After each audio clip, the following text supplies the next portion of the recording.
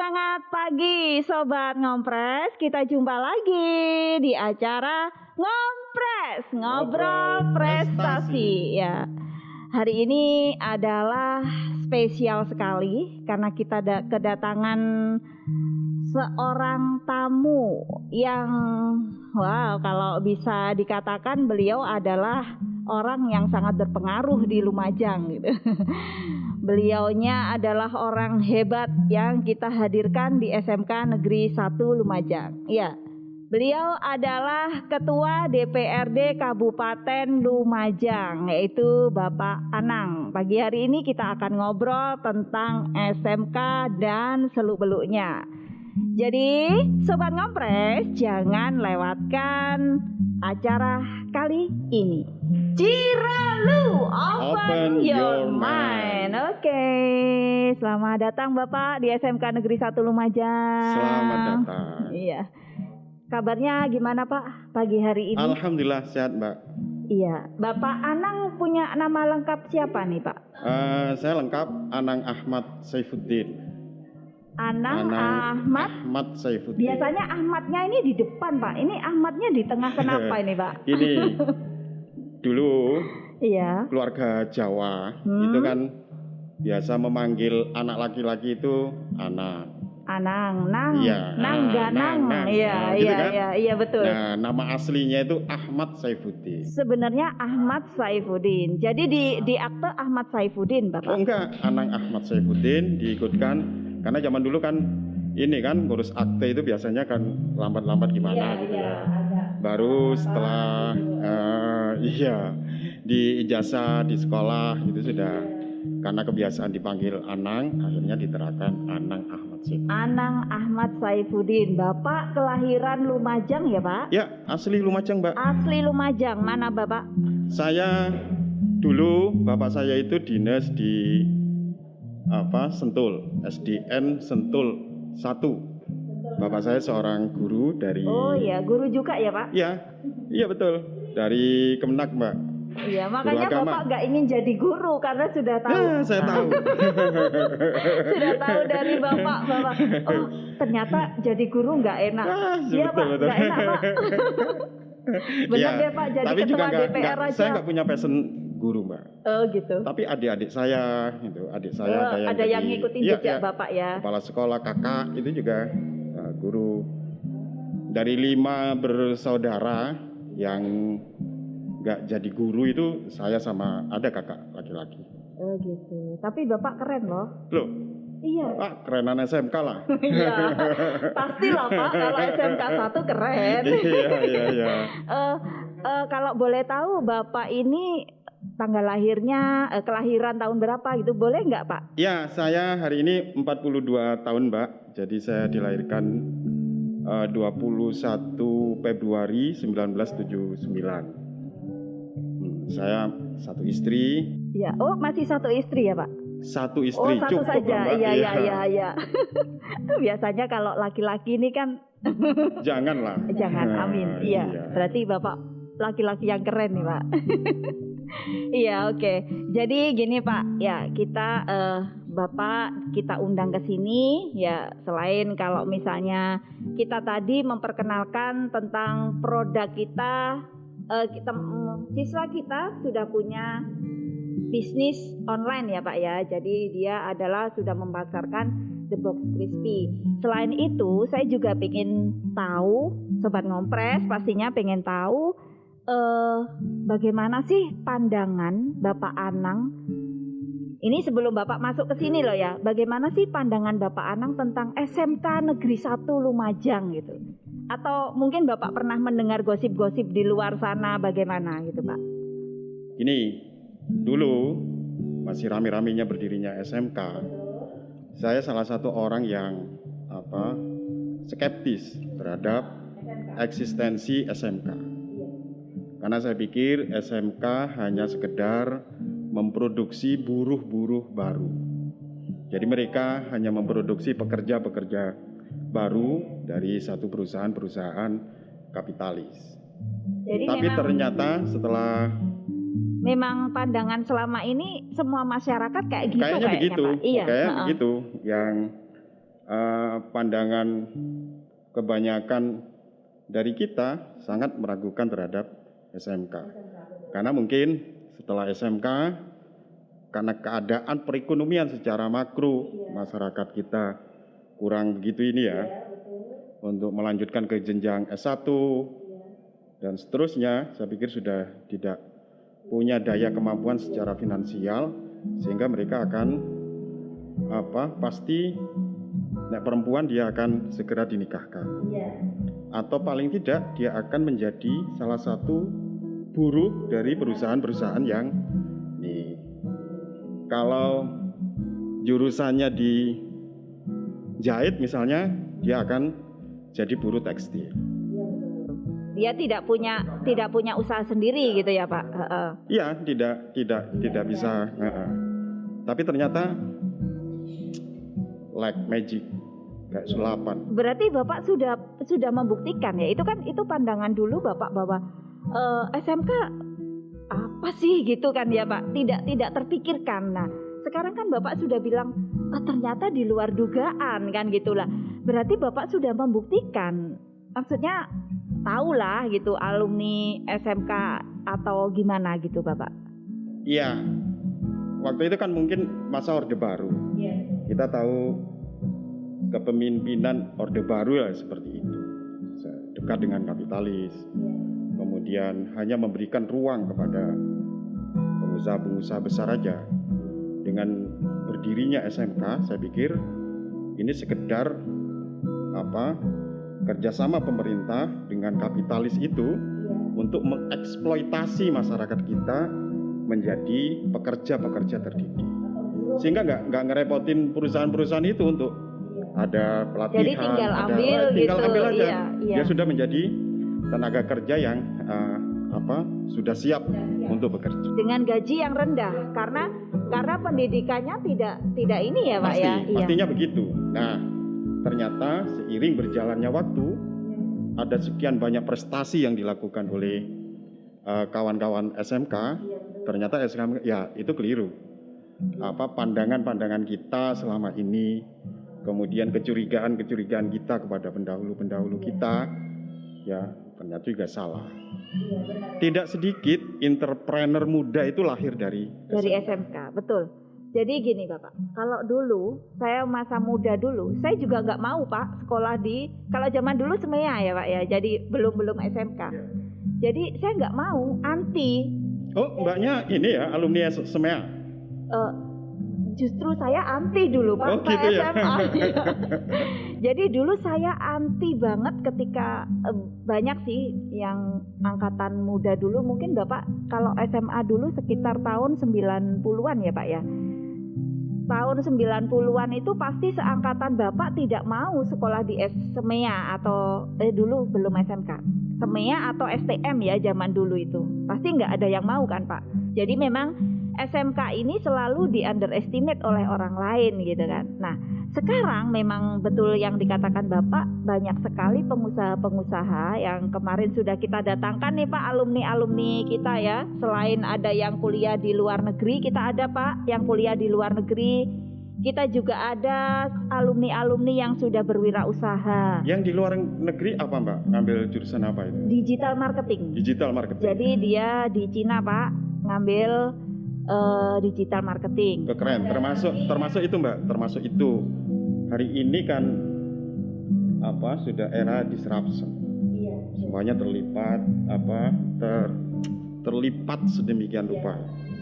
Coba bayangkan Haji Kala membangun usahanya dari Haji Kala sampai Yusuf Kala sampai anak-anaknya sampai cucu-cucunya. Sementara Nadiem Makarim yang dia baru dari luar negeri pulang ke Indonesia membangun Gojek 10 tahun. Saya pikir kalau ngomong kekayaannya gitu ya. Dibandingkan dia ya. Jauh-jauh berbeda dengan Haji Kala yang membangun usahanya dari turun temurun. Ya, Pak, ya. Berpuluh-puluh tahun. Betul. Nah, saya pikir apa hari ini yang apalagi dalam keadaan pandemi yang hampir seluruh aspek kehidupan itu terakselerasi oleh digitalisasi. Ya walaupun ada akses yang emak-emak harus TikTokan Iya betul Pak. sambil masak gitu kan, no problem. Tapi ini bisa dikapitalisasi oleh Iya, kawan-kawan. itu salah satu ngikutin ini Pak, ngikutin apa? Tren. Bahwa Iya, sekarang timbang- memang IT ya, bahwa semuanya sekarang itu ada di genggaman kan gitu. Kita tinggal mau apa ya hampir sama sih, semua apapun yang kita lakukan minimal orang lain juga harus tahu. Itu kan salah Iya. satu TikTok kan gitu Pak. Iya. Jadi gini Pak. Iya. Terbuka banget lah. Iya, sudah Ada ini ya. rahasia-rahasia. Betul. Apapun. Makanya itu saya tidak berani kawin dua itu ya begitu. Iya, itu. takutnya kebongkar ya Pak. Iya. Janganlah, pasti Pak. terbuka Iya. hari ini. Jangan Pak, saya juga wanita Pak. Iya, jadi SMK tentang SMK 1 ya. Apa sih pandangan Bapak awal gitu, awal kali tentang SMK 1 Bu, bukan SMK secara keseluruhan. Kalau tadi kita berbicara tentang SMK keseluruhan ya Pak. Yang saya kenang tentang SMK 1 tentu secara keseluruhan ya. Sekolah unggulan terpadu. Iya, itu yang setahu Bapak. Iya, kalau ngomongin SMK 1 maka saya terkenang dengan Haji Ahmad Fauzi, salah satu inisiator waktu itu Bupati Lumajang yang punya program sekolah unggulan terpadu. Dulu memang harus diwadahi kelas menengah kita, masyarakat kita itu untuk mencari sekolah yang bonafit, yang ini ya. Nah, saya pikir SUT itu salah satu sekolah yang bonafit di Lumajang, dan termasuk SMK 1 tentunya. Apa karena kita ngikut-ngikut itu ya Pak? Enggak kan Pak? Kenapa? Kemarin di podcast ini kita sudah menghadirkan banyak alumni gitu Pak ya. Ada jurusan geomatika, ini juga sudah dapat beasiswa di Cina juga Pak. Jadi mereka juga kuliah di luar negeri, maksudnya gitu. Kemudian ada pengusaha-pengusaha yang sudah sesuai dengan jurusannya. Ada yang misalnya bisnis daring dan pemasaran, ada yang sudah punya kafe. Ini sustainable nggak Mbak? Artinya begini, teman-teman SMK, anak-anak kita itu ketika di SMK ambil jurusan misalnya multimedia. Ya, multimedia. Nah, kemudian dia usahanya juga di foto. Kalau misalnya di jahit itu jurusan apa itu? Kita tidak ada jurusan tata busana Pak. Tata busana, tidak ada ya? Tidak ada. Kita teknik dan bisnis. Iya, bisnis manajemen. Jadi akuntansi, administrasi perkantoran, geomatika, kemudian grafika, produksi dan desain. Ada enggak yang jadi konsultan bisnis? Misalnya kayak Renal Kasali, kemudian Hermawan Kertajaya. Jadi kawan-kawan terinspirasi oleh tokoh-tokoh konsultan besar-besar itu. Kita masih kalau konsultannya masih ke pendidikan kayaknya Bapak, anak-anak ini. Anak-anak masih keluarnya itu ternyata mungkin kayaknya terobsesi sama Bapak Ibu gurunya ya. Oh, gitu ya. Kayaknya dia mau jadinya konsultan tentang pendidikan gitu. Itu ada gitu, Pak, ada siswa kami ya. Jadi kalau ngomong-ngomong soal SMK kan lengkap Pak ya. Ya, jadi gini Pak, kalau menurut Bapak SMK ini, saya dari tadi nggak nyaman dipanggil Bapak. Itu saya masih muda Mbak. Oh iya. Saya panggil Mbak kan Mbak. Oh iya, Mas ya. Saya ini masih muda. Iya. Aduh, kayaknya saya nggak sopan. Biar selalu awet muda begitu. Takut nggak sopan Pak. Enggak lah, biar juga akrab. Oke. Mas Anang gitu ya. Iya, gitu. Tapi bukan Anang Hermansyah kan Pak? Iya. SMK Sekolah Menengah Kejuruan. Ketika saya tanya siswa saya yang sudah alumni, yang kemudian melanjutkan sekolah ini, apa sih yang kamu dapat? Kalau saya ngambil jurusan yang sesuai Bu di kuliahan, itu pasti mahasiswa yang lain tuh ketinggalan. Saya selalu yang sudah duluan gitu Pak. Jadi menurut Bapak layak nggak sih Pak SMK ini kita anggap yang memang sekolah yang harus kita pilih lah, maksudnya ini untuk para bapak ibu yang ingin menyekolahkan anaknya, layak nggak sih Pak? Untuk kebutuhan Indonesia ke depan, saya pikir SMK adalah salah satu pilihan yang tepat. Pilihan yang tepat Iya, ya Pak? karena kita harus banyak memproduksi entrepreneur muda untuk membangun perekonomian Indonesia. Biar kita tidak menjadi orang asing di negeri kita sendiri. Betul Pak. Apalagi globalisasi tentu tidak bisa dibendung, digitalisasi yang melipat waktu, melipat tempat, kita bisa berinteraksi secara global.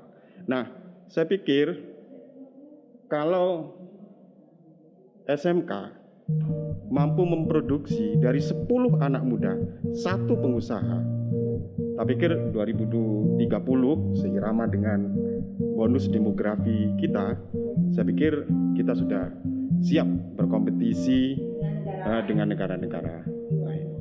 Dan kemakmuran, pertumbuhan ekonomi, saya pikir akan terwujud. Iya, jadi pelan-pelan ya Pak ya. Tapi dari dulu kok pelan-pelan terus sih Pak ya. Makanya apalagi ini ada pandemi, ya sekolah harus di rumah kan gitu. Bagaimana kita tidak bisa bertemu dengan siswa kita, tidak bisa bertemu dengan bapak ibu guru kan gitu. Rasanya kan tetap nggak enak. Pembelajaran ketika kita lakukan melalui kelas maya. Kelasnya saja sudah maya Pak ya. Ini juga salah satu positifnya, yaitu digitalisasi mengakselerasi hampir ke seluruh aspek kehidupan. Ibu-ibu yang kemarin sibuk dengan diri sendiri. Sibuk dengan diri sendiri, tidak memanfaatkan IT dengan baik. Hari ini dengan terpaksa harus mengikuti belajar iya. Mengikuti perkembangan anak-anaknya. Ya walaupun aksesnya tadi itu harus sambil masak TikTokan. Betul, TikTokan gitu. Dan agak-agak pencitraan dikit ya Pak. Nah, begitu. Sambil terobsesi untuk jadi YouTuber. Jadi YouTuber, jadi artis. Jadi artis gitu jadi kan? Artis dadakan. Banyak loh Pak yang jadi artis dadakan. Iya betul. Dan kita juga bisa memasarkan produk-produk teman-teman anak-anak kita SMK itu dari digital. Betul, iya Pak. Jadi ada memang untuk pandemi ini ada sisi positif dan ada sisi negatif ya Pak ya. Cuman kan ketika dan enaknya Mbak, tidak ada pajaknya. Kok bisa Pak? Iya kita pesen kan nggak ada pajak Oh iya. iya. Online itu kelebihannya kan itu. Iya betul. Emang iya. Jadi jangan rame-rame biar tidak dibikinkan regulasi. Iya. Jadi gini, aduh sampai lupa saya mau ngomong apa tadi. Jadi gini Pak, kalau misalnya ini kan banyak nih ya karena pandemi ini ya siswa-siswa atau anak muda ini sekarang kan kebanyakan nih yang saya survei nih Pak ya, yang saya survei ketika saya lihat di kafe-kafe nih di tempat kopian itu ternyata banyak siswa sekolah, banyak siswa-siswa pelajar, maksudnya banyak pelajar yang nongki di situ sampai pagi sampai malam. Dan ketika ditanya mereka juga lebih memilih rebahan. Nah ini Indonesia gimana mau maju Pak? Gitu. Enggak Mbak, saya tempo hari itu, tapi ini sudah enggak kelihatan lagi. Saya tinggal di Bengawan Solo di Perum Grand Zamzam. Promosi nih. Iya, promosi. di sana lah. Iya. Nah, di depan itu satu malam saya pulang itu ada anak-anak muda buka warung kopi. Saya mandek. Wah, ini mesti masih usia sekolah. Kemudian saya tanya, ternyata di situ juga ada buku-buku pelajaran sekolah yang sambil lalu menunggu mereka belajar bareng gitu. Iya, mereka belajar. Nah, saya tanya salah satunya dari teman-teman SMK yang ke-1. Benar. Tapi Bapak nggak gerebek ya waktu itu? Enggak. Langsung saya suplai kopi, Mbak. Iya. Oh gitu. Kopi pasru, kopi ini. Sambil kebetulan juga saya berjejaring dengan teman-teman Bondowoso. Ada banyak kopi Bondowoso itu di rumah. Biar jadi perbandingan, ini kopi Lumajang, ini kopi Bondowoso. Iki guys. Loh, Pak, sudah dijual aja. Oh, jadi Bapak ini ya Nah, mendukung saya sekali ya para sangat saya pemuda-pemuda support. Iya, yang iya. punya Betul. kreativitas, punya usaha gitu kan Pak ya. Iya. Mandiri Keren, lah Pak. secara ekonomi. Keren Pak. Iya. Iya, coba semua orang kayak Bapak ya. Oh, karena ini eksperimental, Mbak. Apa? Saya ingat. Bukan, jadi kan Mas Anang ini kan suka keliling-keliling nih. Betul. Ya. Suka apa maksudnya apa itu? Kalau diistilahkan itu Bapak berarti tidak pilih-pilih gitu loh, Pak. Langsung terjun ke rakyat. Nah, ini kan yang harusnya diinginkan oleh masyarakat untuk wakil rakyat kan gitu. Iya. Tapi pemilu yang akan datang kan sudah punya hak pilih mereka. Oh gitu ya. Jangan bilang. Enggak lah. Yang jelas. Iya. Teman-teman muda mau berkreativitas, mau berusaha. Bapak mendukung kita ya? Sangat support. Oke. Jadi bagaimana sih menurut Mas Anang ya, pemuda yang keren itu yang bagaimana Mas Anang? Ya, pemuda yang keren mampu mengeksplorasi kemampuan dirinya, skill yang ada pada dirinya. Jadi dieksplor terus ya? Dia sadar sesungguhnya potensi dirinya itu di mana. Misalnya, kalau dia berpotensi menjadi entrepreneur, tentu seperti yang saya ceritakan tadi, anak-anak muda, dia mampu menggunakan kesempatan waktu untuk melakukan usaha. Walaupun itu meniru lebih dulu. Niru dodol kopi, niru dan seterusnya. Atau jualan online misalnya. Karena meniru itu nanti proses belajar untuk menemukan jati diri yang sebenarnya. Jadi menurut Mas Anang bahwa pemuda yang keren adalah yang bisa mengeksplor dirinya dan sadar atas potensi yang ada. Iya, mencari, terus mencari, belajar, bukan pemuda yang rebahan ya. Ini kayaknya saya anaknya seorang pendidik, seorang guru, tapi saya sadar potensi saya politisi. Oh gitu. Ya, berarti Bapak suka di politik DPRD gitu ya? Iya. Saya nggak bisa Pak, saya nggak mau di politisi. Iya, jadi tahu potensi dirinya dan mau mengeksplorasi. Iya, itu pemuda yang keren ya. Jadi mungkin Mas Anang punya tips gimana sih jadi orang keren kayak Bapak ini, jadi orang yang apa ya Pak? Kalau Bapak ini kan punya inilah gitu, punya pengaruh lah gitu loh Pak. Gimana caranya? Ya, mungkin ada tips. Tadi itu, pertama sadar atas potensi dirinya. Kalau kita belum tahu Pak, misalnya gini Mas Anang, misalnya saya ini passionnya apa sih? Saya kan kadang kan nggak tahu. Iya. Gimana itu cara carinya? Seiring dengan waktu, saya melakukan ini nggak cocok. Ini berarti bukan passion saya, gitu kan? Sambil terus dia mengeksplorasi itu, tahu potensi dirinya, mau mengeksplorasi dan menggunakan di waktu yang tepat. Nah gitu, itu rahasia dari Mas Anang ya, mengeksplor diri, mencari, belajar dan terus belajar ya. Iya, belajar dan terus belajar dan menggunakan di waktu yang. Dan yang saya selalu mengatakan kepada teman-teman muda untuk harus utamakan untuk di bidang usaha. Karena Indonesia ini ekonomi produktif.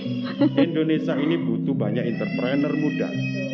Kalau kita kan dapat bonus demografi, angkatan muda itu tinggi, diperkirakan ledakannya itu sampai 2030. Itu kan ada dua kemungkinan. Pertama, akan melahirkan banyak pengangguran yang luar biasa, atau ada kebangkitan dari kaum muda, dari bangsa ini untuk membangun perekonomian bangsa ini menjadi yang diperhitungkan di kancah global. Saya pilih nomor 2 aja deh Pak. Saya takut kalau misalnya banyak pengangguran nih gimana nih? Makanya SMK harus terus memproduksi entrepreneur muda, bukan pekerja-pekerja baru. Jadi para pemuda mulai sekarang harus sudah mempersiapkan itu ya Pak ya. Ya, harus sudah jangan rebahan. Gunakan waktu yang sedikit itu kita gunakan untuk sesuatu yang positif. untuk mengeksplor Rebahan diri nggak kita. apa-apa, Mbak. Oh nggak apa-apa ya, asal sambil aktif bikin ya. puisi. Oh iya ya, itu Atau saya ngarang Pak. lagu, gitu Itu kan. saya Pak. Kalau ngarang lagu ada ya Pak, teman saya Pak Eko namanya. Itu ya. Jadi sambil rebahan gitu saya bikin puisi. Iya, Apa sih iya, tentang iya, pandemi iya, kan iya, gitu iya, Pak. iya, Iya. iya. Iya. Kemudian ini Pak, sebelum ini obrolan kita selesai, sebenarnya pengen ngobrol banyak ini. Mungkin Mas Anang punya kata-kata mutiara atau kata semangat atau motivasi untuk para pemuda, atau pantun apa aja deh Pak. Siap. Ada, saya Muslim, saya santri. Saya ingin mengutip ayat ini. Wal as, demi masa. Innal insana lafi khus illal ladzina amanu wa amilus solihati wa tawassaw bil haqq wa tawassaw bis sabr. Demi masa, dan terus kita bergelut dengan masa-masa yang akan datang. Maka tidak ada pilihan untuk terus kita maju dan terus kita membangun diri. Karena dengan kita membangun diri, secara otomatis kita membangun bangsa. Bangsa, betul. Jadi dimulai dari diri dulu. Ya, dari diri. Otomatis nanti lingkungan akan lingkungan, iya, dan lingkungan ini terus akan menjadi akses terhadap pertumbuhan bangsa. Iya. Satu kata Pak. Tadi kan Mas Anang sudah masuk ke SMK ya. Saya ini Pak ya Mas gitu. Satu kata tentang SMK, satu kata aja Pak ya. Dua kata, oke boleh lah. Dua kata tentang SMK Negeri 1 Lumajang apa? Like magic. Like magic. Terima kasih loh. Di luar ekspektasi saya. Iya. Kapan-kapan mau kan Mas Anang diundang lagi di podcastnya SMK Negeri 1 Lumajang. Oh saya gitu. Di posisi Mbak. Oh gitu. Oh iya. Ya. Terus saya ngomong apa? Saya nggak punya apa-apa ini. Kalau Mas Anang kan keren, layak kita hadirkan di sini. Kita untuk para pemuda biar lebih semangat lagi, biar mengikuti jejaknya Mas Anang. Selain beliaunya ketua DPRD, beliau juga punya usaha. Salah satunya memperkenalkan kopi tadi ya. Iya, baru tahu loh rahasianya saya. Oke, terima kasih Mas Anang kehadirannya. Kapan-kapan bisa bertemu lagi ya. Kalau ketemu di jalan saya sapa, mau menyapa kembali kan Pak. Iya. Kita harus saling menyapa. Iya, semoga selalu sehat. Terima Kalau kasih. ketemu di warung saya dibayari. Oh, gitu ya? Kebalik dong Pak. Gitu ya? Makasih Pak. Terima kasih. Oke, sobat Ngompres. Sampai di sini dulu obrolan kita dengan Mas Anang ya, Ketua DPRD Kabupaten Lumajang. Sampai ketemu di ngompres berikutnya. Bye bye.